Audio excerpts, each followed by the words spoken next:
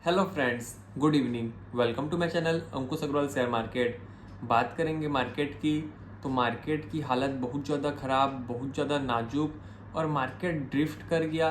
लेकिन प्रॉब्लम वाली ये बात है कि कल मार्केट एनी हाउ सस्टेन कर लिया, लेकिन मेरे को पर्सनली पता था कि मार्केट गिरेगा, क्योंकि जब ओवरऑल पूरा वर्ल्ड में कैटेस्ट्रॉफी का माहौल रहता है और अगर हर मार्केट गिरते हैं तो हमारा इंडिया का ऐसा मार्केट नहीं है कि वो सरवाइव कर जाए। लेकिन मार्केट कल एनी हाउ सर्वाइव कर गया और इसमें कई लोग ट्रैप हुए, बहुत ज़्यादा ट्रैप हुए, क्योंकि जी बिजनेस में देखा तो जी बिजनेस में लास्ट आवर में बोल रहे हैं कि इतना का कॉल ऑप्शन लो, मार्केट सस्टेन कर गया, मार्केट में अंडरलाइंग स्ट्रेंथ है। लेकिन अगर पूरा वर्ल्ड गिरेगा, पूरे वर्ल्ड में कैटेस्ट्रॉफी रहेगा, अगर पूरा वर्ल्ड का स्ट्रक्चर खराब हो जाएगा तो ऐसा नहीं है कि हम लोग का मार्केट सर्वाइव कर जाए। वही आज देखने को मिला। मार्केट डाउ जोन्स का रिफ्लेक्ट किया यहाँ पर। Mid cap index, small cap index और निफ्टी 50, सेंसेक्स, जितने भी ब्रॉडर मार्केट, सब में ताबड़तोड़ बिकवाली देखने को मिली। And this is how the things are. लेकिन अगर देखें तो बस एक चीज़ में शांति थी, विक्स में। तो विक्स को भी देख के समझ में नहीं आ रहा है, क्योंकि विक्स अभी 14 में है अप्रॉक्स, मतलब बहुत ज़्यादा काम कंपोज चिल मोड में है। तो अभी भी ये पैनिक में नहीं आ रहा है विक्स। तो विक्स चाहता क्या है ये समझने वाली बात है। लेकिन फॉर द मोमेंट तो विक्स शांत है और मार्केट की हालत ख़राब है। और मार्केट की हालत ख़राब और होगी, मेरे को लगता है पर्सनली मंडे को और ज़्यादा ब्लड बात होगा, क्योंकि यूजुअली देखा गया है कि black Friday is followed by black Monday. लेकिन हमेशा ऐसा होता नहीं है। लेकिन जिस हिसाब से माहौल लग रहा है, जिस हिसाब से फीलिंग आ रही है, उस हिसाब से तो लगता है कि मंडे को ही मार्केट जाएगा। लेकिन no one knows what will happen tomorrow वाली बात है। लेकिन अगर डाउ जोन्स को देखेंगे, S&P 500 को देखेंगे और नेस्डैक को देखेंगे, तो तीनों की हालत भी खराब है। और S&P 500 का तो विक्स एकदम ज़्यादा स्पाइकअप कर गया है। पैनिक का माहौल क्लीन एंड क्लियर दिख रहा है उसमें कि पैनिक है। लेकिन हमारा विक्स शांत है, तो देखना पड़ेगा कि क्या बात है। लेकिन दोनों में मिसमैच वाली बात ये है, और इसका पूरा पूरा डायरेक्ट कारण है डोनाल्ड ट्रंप।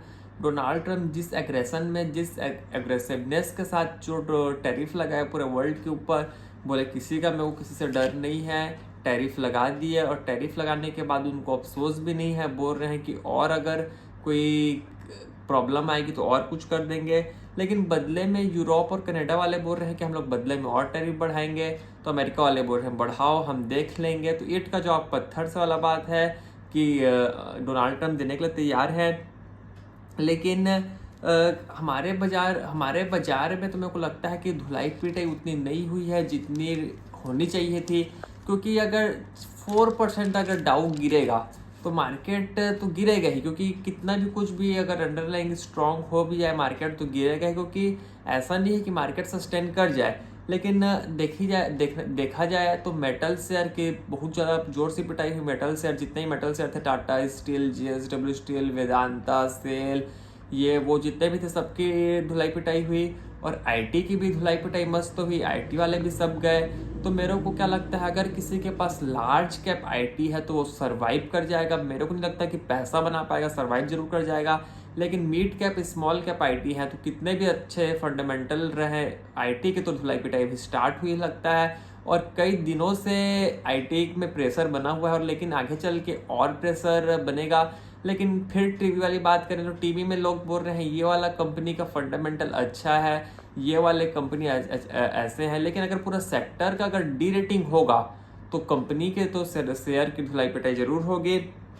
लेकिन और भी एक बार लगता है देखने की बात की, अगर अमेरिका का मार्केट को देखें तो अमेरिका का मार्केट में एप्पल जैसा स्टॉक कल 9% गिर गया, डेल जैसा स्टॉक 18% गिर गया, अमेजॉन 9-10% गिर गया। तो इससे देखने को मिलता ये है कि अमेरिका का मार्केट खराब नहीं है, वहाँ का इकोनॉमी में इम्पैक्ट आ गया है। क्योंकि अगर इतना ज़्यादा गिरेंगे कोई सिर्फ शेयर, इतने बिग कंपनी, लगभग 3 ट्रिलियन डॉलर की कंपनी अगर 10% गिरेंगे तो क्या हाल होगा मार्केट का, वो देखने वाली बात है। लेकिन बहुत बड़ी प्रॉब्लम वाली बात है। और देखने की बात यह है कि लोग संभलेंगे क्यों, क्योंकि जिस हिसाब से तो डोनाल्ड ट्रंप अपना एकदम फ्रंट फुट में चल रहे हैं, उस हिसाब से तो नहीं लगता कि फॉर द मोमेंट के लिए कुछ हो पाएगा। लेकिन this is how the things are वाली बात है। लेकिन अगर ब्रॉड कॉन्टेक्स्ट में समझें टैरिफ को, अगर ब्रॉड कॉन्टेक्स्ट में बात करें फॉर एग्जांपल के लिए, तो कुल कहानी मेरे को लगता है कंक्लूजन ये होगा कि कंपनी के मार्जिन्स खराब हो जाएंगे।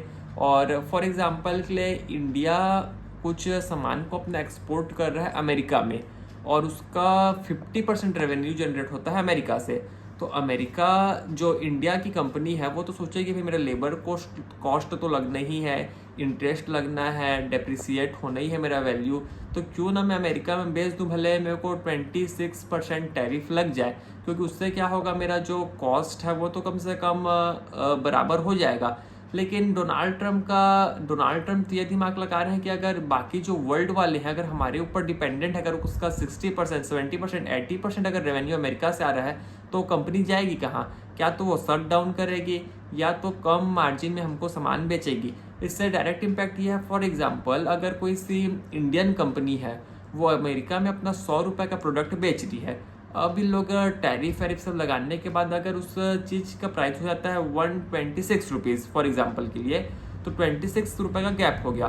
तो अमेरिका के जो वहाँ पर कस्टमर हैं, जो वहाँ पर यूजर हैं, वो बोलेंगे भाई कल तक तो हम लोग 100 रुपये में ये आइटम खरीद रहे थे, अब 126 रुपये में इस चीज़ खरीदना पड़ रहा है, तो इससे बढ़िया हम कोई सा अमेरिकन ही कंपनी खरीद लेते हैं, अमेरिकन कंपनी के ही प्रोडक्ट खरीद लेते हैं और हम लोग को चीप प्राइस में मिलेगी। तो इसमें क्या करेगी जो इंडियन कंपनी है कि जो भी कंट्री जो वहाँ एक्सपोर्ट कर रही है, वो सोचेगी हम अपना मार्जिन को कम कर लेते हैं और जो 100 का चीज़ 126 में बेचेंगे उसके बजाय हम 110 में बेचते हैं, तो 10% का hike customer any how survive कर जाएगा।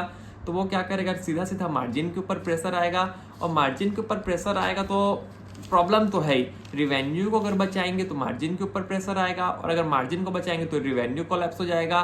दोनों तो मेरे को नहीं लगता कि एक साथ बैठ सकते हैं।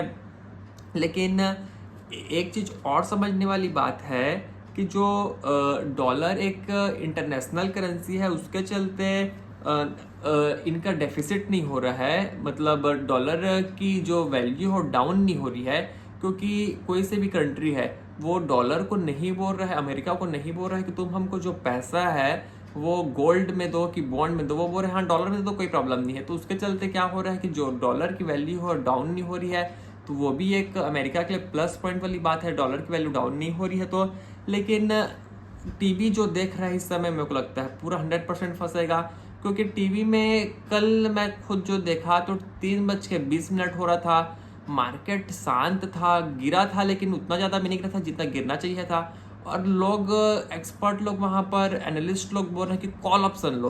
तो मेरा दिमाग तो गोल हो गया भाई कि मार्केट तो इतना गिरा ही नहीं है, और उसके बाद इन लोग कॉल ऑप्शन लेवा रहे हैं कि भाई मार्केट अभी सस्टेन कर गया है और नहीं गिरेगा, और वहाँ डाउ फ्यूचर्स 1500 पॉइंट्स डाउन है, तो लोग कोई डर भय नहीं है रिटेल इन्वेस्टर का क्या होगा।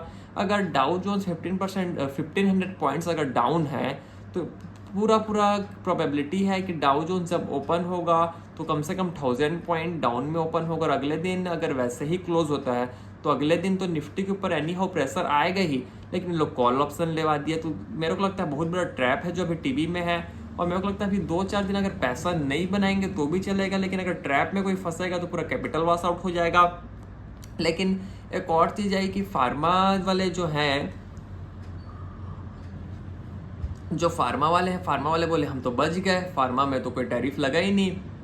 तो उसमें लोग बोलने लग गए कि जो अमेरिका में फार्मा में इसलिए टैरिफ नहीं लगाए क्योंकि अगर अमेरिका फार्मा में टैरिफ लगा देगी तो अमेरिका के लोग अगर बीमार पड़ेंगे तो दवाई कहाँ से खाएंगे, दवाई कहाँ से लाएंगे। लेकिन सुबह उठ के डोनाल्ड ट्रम्प बोलते हैं अरे ये वाला तो पेज में बोलना ही भूल गया, फार्मा में भी टैरिफ इतना लगा दिए। तो मेरे को लगता है कि जो अमेरिका वो clean and clear capitalist mindset वाला कंट्री है, उसको किसी से मतलब नहीं है, फार्मा रहे कि ऑटो रहे या कुछ भी रहे वो टैरिफ लगाएगा। और मेरे को नहीं लगता कि कहीं पर से भी वो बैक फुट में रहेगा, फ्रंट फुट में ही खेलेगा, क्योंकि अमेरिका को किसी कंट्री की नीड नहीं है, किसी प्रोडक्ट की नीड नहीं है। अमेरिका खुद एक ब्रांड है और उसको कहीं से भी वो कुछ ना कुछ अपना प्रॉब्लम सॉल्व आउट कर लेगा। लेकिन जो बाकी कंट्री अगर अमेरिका के ऊपर अपोजिशन दिखाएंगे, अगर विरोध करेंगे तो उन्हें ही लोग का नुकसान है। लेकिन मेरे को जो लगता है कि एक तो कल सैलरी वाले बहुत फंसे, क्योंकि जो फर्स्ट वीक रहता है किसी भी मंथ का सैलरी वाला पैसा आता है, लोग डालते हैं, जो मार्केट का कंडीशन है उससे मतलब नहीं है, मार्केट में प्रॉब्लम क्या चल रही है उससे मतलब नहीं है। तो सैलरी वाले मेरे को लगता है क्लीन एंड क्लियर फंसे हैं, तो वही देखने वाली बात रहती है। मेरे को लगता है अभी मार्केट में लेने का टाइम है, लेकिन मेरे को पर्सनली लगता है कि मंडे को भी मार्केट गिरना चाहिए। अच्छा ही गिरना चाहिए, लेकिन नो वन प्रेडिक्ट्स वाली बात है, क्या हो सकता है। लेकिन एक लग रहा है क्योंकि 4% अगर डाउ गिर रहा है तो 1-1.5% मार्केट नहीं रुक सकता। और मेरे को लगता है आज भी डाउ गिरेगा, कम से कम मेरे को लगता है 2-3% तो गिरना ही चाहिए, जिस हिसाब से फ्यूचर्स इंडिकेट कर रहा है और जो शेयर्स के हाल है। और डोनाल्ड ट्रंप भी बैकफुट में नहीं जा रहे हैं, तो ये सब एग्रेशन को देखते हुए, मार्केट कंडीशन को देखते हुए और आज का ब्लैक फ्राइडे को देखते हुए मेरे को लगता है कि ब्लैक मंडे जरूर होगा। लेकिन देखते हैं क्या होगा। मेरे को लगता है थोड़ा सेफ खेलना चाहिए। और जो लास्ट आवर का ट्रेड रहेगा मंडे में, उस समय मेरे को लगता है एक बाइंग अपॉर्चुनिटी बन सकती है। लेकिन उस समय समझना पड़ेगा कि मार्केट कंडीशन क्या है, कैसे क्या है। फॉर द मोमेंट के लिए यहीं तक रखते हैं। आपसे मंडे को फिर मुलाकात होगी, तब तक के लिए थैंक यू।